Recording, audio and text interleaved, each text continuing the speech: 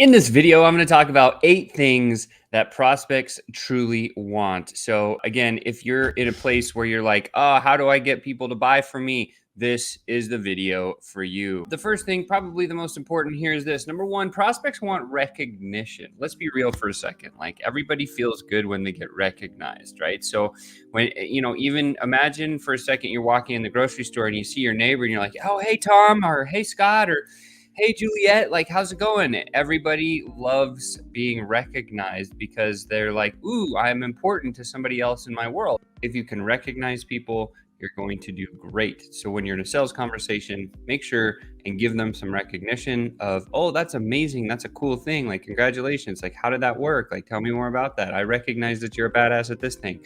That's going to be really powerful for you to build some great rapport with prospects. That's number one. Let's move to number two. Number two, clients, vendors, and partners all want respect.